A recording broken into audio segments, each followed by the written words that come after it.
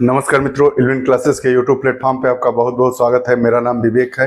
हम लोग मुख्य सेविका परीक्षा की तैयारी कर रहे हैं। हम लोगों ने अपने सिलेबस को कंप्लीट करते हुए हम अभ्यास प्रैक्टिस सेट की तरफ आगे बढ़ रहे हैं। ये हमारा 6वां प्रैक्टिस सेट है। 24 सितंबर को परीक्षा की तिथि नियत हो गई है। एडमिट कार्ड भी आ गए हैं। 22 तारीख तक ये हमारी पूरी कक्षाएं कंप्लीट कर ली जाएंगी। उसके बाद एक मैराथन कक्षा भी होगी जो 21 तारीख की रात को या 22 की सुबह आएगी। मुझे उम्मीद है कि जो ये सब हमारी कक्षाएं पाठ्यक्रम के अनुसार चलाई गई, प्रैक्टिस सेट चलाई गई और जो चलाए जाएंगे और उसके बाद जो मैराथन की कक्षा होगी वो आप लोगों के लिए बहुत ही लाभकारी होगी। तो आइए हम आज का पहला प्रश्न, यूनिसेफ का मुख्यालय कहाँ है? पेरिस, न्यूयॉर्क, जयपुर और हैदराबाद। तो हम जानते हैं कि यूनिसेफ का मुख्यालय न्यूयॉर्क में है। दूसरा, family planning association of India की स्थापना किस वर्ष की गई थी? प्रश्न दोबारा पढ़िए। Family planning association of India की स्थापना कब की गई थी? 4 ऑप्शन है, 1932, 1941, 1949, 1979। तो हम जानते हैं कि family planning association of India की स्थापना वर्ष 1949 में की गई थी।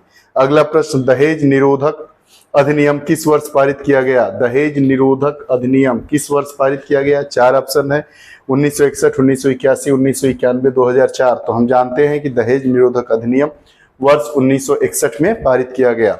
अगला प्रश्न, विटामिन ए शरीर में संचित रहता है। विटामिन ए जो होता है, जिसे रेटिनॉल कहते हैं, वह शरीर में कहाँ संचित रहता है? पेट में, अमाशय में, मस्तिष्क में, यकृत में। तो जो विटामिन ए होता है वो यकृत में संचित रहता है। क्या नाम है? पहला टोकोफेरॉल, थायमीन, रेटिनॉल, बायोटीन। तो हम जानते हैं कि विटामिन ई का क्या नाम है? टोकोफेरॉल। विटामिन ई का क्या नाम है? टोकोफेरॉल। विटामिन ई किस प्रकार का विटामिन है? 2 प्रकार के विटामिन होते हैं, एक जल में घुलनशील, एक वसा में घुलनशील। तो जो विटामिन ई है वो वसा में घुलनशील है। और 3 विटामिन है इसके अलावा, ए, डी, के, ये भी वसा में घुलनशील है। 2 प्रकार के विटामिन बी और सी जल में घुलनशील विटामिन है। तो विटामिन ई का क्या नाम है? टोकोफेरॉल। अगला प्रश्न, 6 माह तक के शिशु के पोषण में क्या शामिल होना चाहिए? थायमीन, रेटिनॉल, नियासिन या ये सभी? तो 6 माह तक के शिशु के पोषण में ये सभी शामिल होना चाहिए। नियासिन भी हो, रेटिनॉल भी हो, थायमीन भी हो। अगला प्रश्न, 6 से 12 माह तक के शिशु के पोषण में क्या शामिल होना चाहिए? फॉलिक एसिड, साइनोकोबालामिन, कैल्शियम या ये सभी? तो 6 से 12 माह तक के शिशु के पोषण में ये सभी चीजें शामिल होनी चाहिए। अगला प्रश्न, 13 से 15 वर्ष तक की आयु के किशोरों की पोषण आवश्यकताओं में क्या शामिल है? पैराडॉक्सिन, नियासिन, जस्ता, ये सभी? तो इसका ऑप्शन भी क्या है? ये सभी। अगला, देह निर्माता किसे कहते हैं? शरीर का निर्माण करता किसे कहते हैं? 4 ऑप्शन, वसा, प्रोटीन, ग्लूकोज और कार्बोहाइड्रेट। तो देह निर्माता प्रोटीन होता है। अब अगला प्रश्न, संयुग्मी प्रोटीन है। 4 ऑप्शन है, पेप्टोन, पेप्टाइड, ग्लाइकोप्रोटीन और ग्लोब्यूलिन। तो हम जानते हैं कि संयुग्मी प्रोटीन की संज्ञा ग्लाइकोप्रोटीन को दी गई है।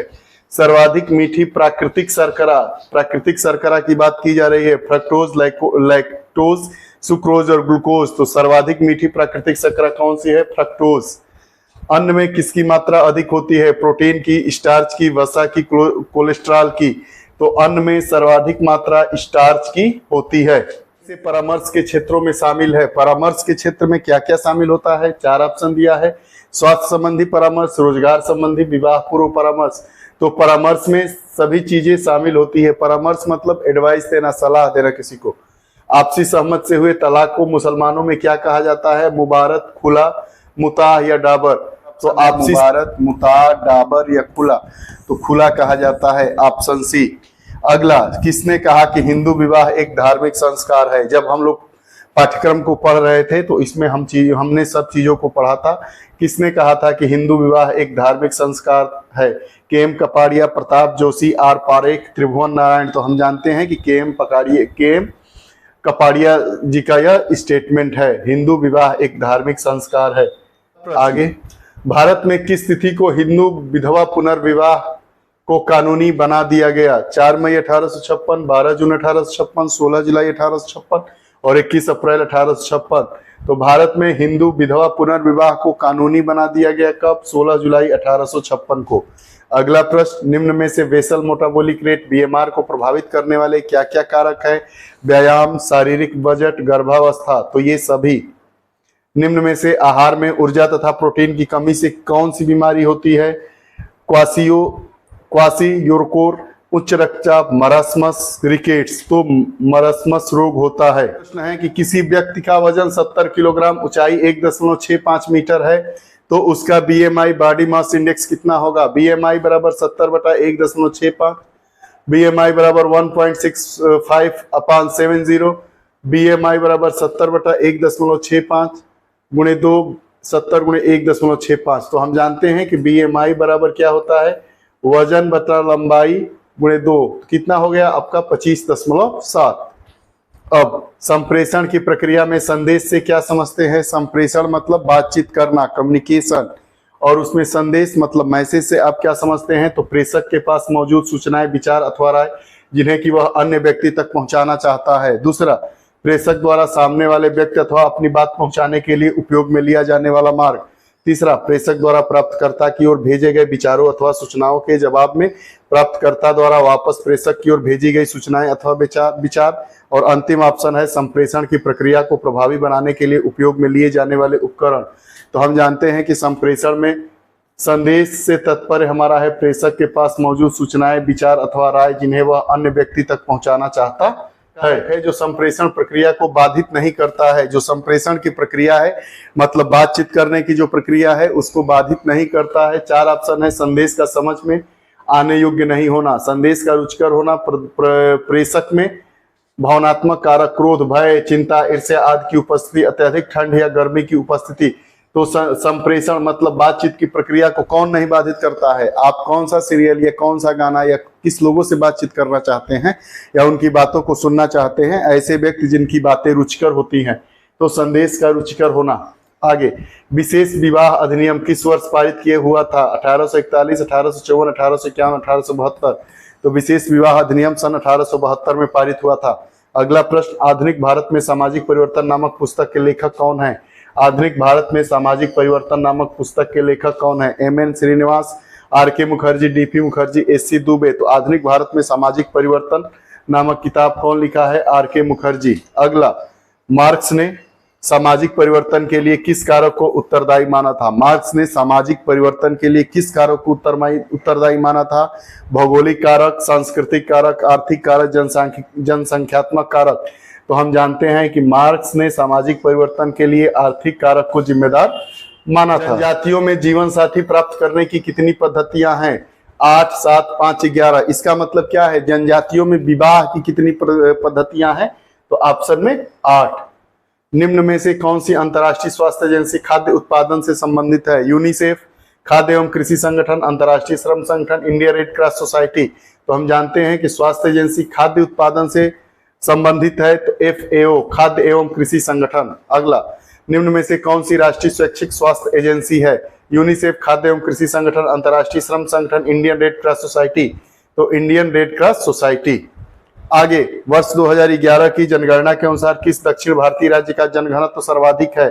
कर्नाटक, केरल, तमिलनाडु, आंध्र प्रदेश। तो हम जानते हैं कि 2011 की जनगणना के अनुसार दक्षिण के जो राज्य हैं उनमें केरल का जनघनत्व सर्वाधिक है। स्वैच्छिक स्वास्थ्य एजेंसी कुष्ठ रोगियों की देखभाल प्रदान करती है? Indian red cross society, family planning association of India, भारतीय बाल विकास परिषद, हिंद कुष्ठ निवारण संघ। तो इसमें ऑप्शन क्या है? हिंद कुष्ठ निवारण संघ स्वैच्छिक स्वास्थ्य एजेंसी है, कुष्ठ रोगियों की देखभाल करती है। निम्न में से किस अंतर्राष्ट्रीय स्वास्थ्य एजेंसी का मुख्यालय रोम में है? विश्व स्वास्थ्य संगठन, खाद्य एवं कृषि संगठन, United nation, international children agency, UNICEF और यूसेट। तो FAO इसका नाम है, FAO खाद्य एवं कृषि संगठन, मुख्यालय रोम में है। निम्नलिखित में से व्यक्ति के पोषण को प्रभावित करने वाले कौन से कारक है? उम्र एवं लिंग, कार्य की प्रकृति, गर्भावस्था, ये सभी। तो पोषण को प्रभावित करने वाले ये सभी कारक हैं। निम्न खाद्य पदार्थों में से प्रोटीन का सबसे अच्छा स्रोत है? सोयाबीन, आंवला, फिश लिवर ऑयल, इनमें से कोई नहीं। आंवला विटामिन सी का सर्वाधिक बढ़िया सोर्स है, तो इसका प्रोटीन का सोयाबीन। मनुष्य द्वारा खाए जाने वाले निम्न खाद्य पदार्थों में से कैल्शियम का सबसे अच्छा स्रोत क्या है? दही, खोआ, पनीर, ये सभी। तो कैल्शियम का सबसे अच्छा स्रोत क्या है? ये सभी। दही भी है, खोआ भी है, पनीर भी है। हरी पत्तेदार सब्जियों का अच्छा स्रोत क्या होता है? विटामिन ए, आयरन, विटामिन 9, ये सभी। तो हरी सब्जियां, हरी पत्तेदार सब्जियां इन सभी का विटामिन 9 के लिए, विटामिन ए के लिए और विटामिन और आयरन के लिए भी अच्छा सोर्स मानी जाती हैं। अगला प्रश्न, विकास की दिशा होती है निश्चित, अनिश्चित, निश्चित एवं अनिश्चित, उपयुक्त में से कोई नहीं। जो विकास होता है, डेवलपमेंट होता है, उसकी दिशा कैसी होती है? निश्चित होती है। एक उम्र के बाद ये चीजें देखने को मिलेंगी, उसके बाद ये, उसके बाद अमुक, उसके बाद अमुक। तो हम जानते हैं कि जो विकास की दिशा होती है वो निश्चित होती है। कोई बच्चा किस अवस्था में पर्यावरण से प्रभावित होने लगता है? बाल्यावस्था, शैशवावस्था, किशोरावस्था, प्रौढ़ावस्था। तो हम जानते हैं कि बच्चा जब बाल्यावस्था में आता है तो पर्यावरण से प्रभावित होने लगता है। निम्न में से कौन सा सिद्धांत बाल विकास में वातावरण संबंधी कारकों को ही महत्व देता है? विकास क्रम की एकरूपता का सिद्धांत, सामाजिक अधिगम सिद्धांत, परस्पर संबंध का सिद्धांत और निरंतरता का सिद्धांत। तो बाल विकास में वातावरण संबंधी कारकों को महत्व कौन सा देता है? सामाजिक अधिगम का सिद्धांत। समाज के द्वारा जो हम सीखते हैं उसका जो सिद्धांत होता है वही बाल विकास में वातावरण संबंधी कारकों को महत्व देता है। अगला, अनुवांशिकता के मूल संवाहक माने जाते हैं प्रोटीन, विटामिन, जीन्स, कार्बोहाइड्रेट। तो जो अनुवांशिकता होती है, हेरिडिटी होती है, उसमें जो जीन होते हैं, जीन्स होते हैं, वही मूल संवाहक माने जाते हैं। एक वयस्क को दैनिक रूप से आवश्यक ऊर्जा का लगभग 50 से 70% भाग कौन से खाद्य पदार्थों से प्राप्त होता है? कार्बोहाइड्रेट युक्त खाद्य पदार्थ, प्रोटीन युक्त, विटामिन युक्त और वसा युक्त। जो कार्बोहाइड्रेट युक्त खाद्य पदार्थ होते हैं उसी से एक वयस्क को दैनिक रूप से आवश्यक ऊर्जा का 50 से 70% भाग प्राप्त होता है। अगला प्रश्न, इनमें से कौन सा बच्चों के विकास का आयाम नहीं है? शारीरिक, मानसिक, सामाजिक और सांस्कृतिक। तो बच्चों के विकास का आयाम कौन सा नहीं है? सांस्कृतिक आयाम नहीं है, बाकी शारीरिक, मानसिक और सामाजिक आयाम है। उठने और बैठने आदि के विकास को किस आयाम से संदर्भित किया जाता है? मानसिक, क्रियात्मक, संवेगात्मक, इसमें से कोई नहीं। मानसिक मतलब कोई दिमाग से कोई काम करता है बच्चा, संवेगात्मक मतलब संवेगों के आधार पर काम करता है। तो इस प्रकार चलना, उठना, बैठना कौन सा है? क्रियात्मक। निम्न में से क्या मानव की ज्ञानेंद्रियां नहीं है? गला, आंख, कान, जीभ। तो मानव की 5 ज्ञानेंद्रियां होती है। कौन कौन सी होती है? आंख, नाक, जीभ, त्वचा। तो इसमें ज्ञानेंद्रिय में क्या शामिल नहीं है? गला ज्ञानेंद्रिय नहीं है। निम्न में से किस देश में भारतीय अप्रवासियों की संख्या कम है? Suriname, Fiji, Mauritius, New Zealand. निम्न में से किस देश में भारतीय अप्रवासियों की संख्या कम है? Suriname, Fiji, Mauritius, New Zealand. तो हम जानते हैं कि जो भारतीय अप्रवासियों की संख्या है सबसे कम कहां पे है? न्यूजीलैंड में। निम्नलिखित राज्यों में से किसमें शिक्षितों का प्रतिशत सर्वाधिक है? सबसे ज्यादा शिक्षित कहाँ पे हैं? आंध्र प्रदेश, हरियाणा, केरल और उत्तराखंड। तो हम जानते हैं कि सबसे ज्यादा शिक्षित कहाँ पे हैं? केरल में। 11 की जनगणना के अनुसार केंद्र शासित प्रदेश में साक्षरता प्रतिशत अधिकतम है? दिल्ली, पुडुचेरी, चंडीगढ़, लक्षद्वीप। तो इसका ऑप्शन क्या है? लक्षद्वीप। निम्न में से विटामिन B12 के बारे में कौन सा कथन सही है? इसमें कोबाल्ट पाया जाता है, केवल वनस्पति स्रोत के भोज्य पदार्थों से मिलता है, दोनों में मिलता है, यह दोनों में नहीं मिलता है। तो हम जानते हैं कि विटामिन B12 में कोबाल्ट पाया जाता है। अगला, वर्ष 2011 की जनगणना के अनुसार निम्नलिखित में से कौन सा राज्य साक्षरता के राष्ट्रीय औसत से नीचे है? तो हम जानते हैं कि जनगणना के अनुसार 2011 का जो सेंसस हुआ था उसमें ओडिशा का जो राष्ट्रीय औसत है उससे इनका साक्षरता का औसत कम है। आगे के अनुसार भारत में प्रति 1000 पुरुषों पर स्त्रियों की संख्या कितनी है? 940, 934, 933, 972। तो 940।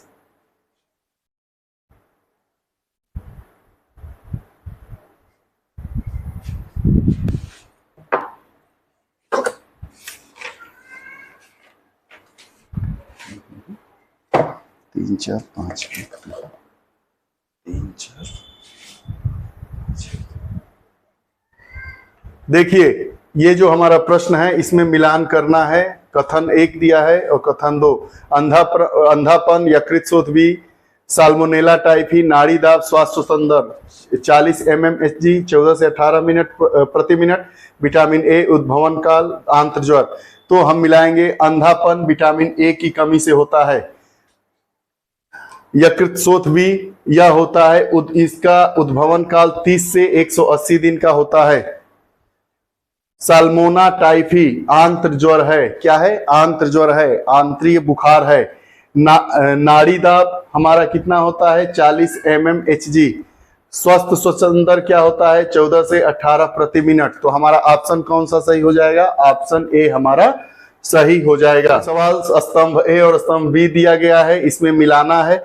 संतुलित आहार, आयु 10 से 12 वर्ष में, अनाज की मात्रा, पानी के सोर्स, मुख्य सेविका, पीठ की देखभाल बचाती है, स्कार्बिक एसिड का प्रमुख स्रोत क्या है?